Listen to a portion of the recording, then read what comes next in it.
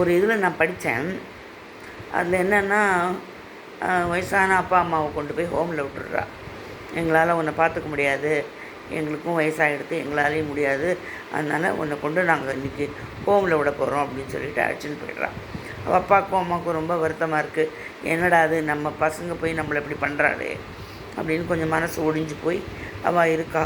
அதுக்கப்புறம் அங்கே ஒரு மாதம் விட்டுட்டு நாங்கள் அப்புறமா வந்து பார்க்குறோம் அப்படின்னு சொல்லிட்டு போயிட்டா. இவா வந்து ரொட்டீனாக அங்கே சாப்பிட்றது, எல்லாரோடையும் கலந்து பேசுகிறது, அந்த மாதிரி பண்ணிட்டு ஒரு மாதத்தை கழிச்சுன்னு இருக்கா.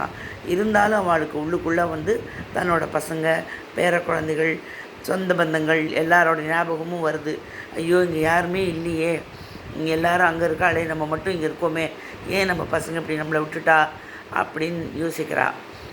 அப்புறம் ஒரு மாதம் கழித்து அந்த பையன் வரான். வந்துட்டு, அப்பா அம்மா வாங்கோ ஆற்றுக்கு போகலாம் அப்படிங்கிறான்.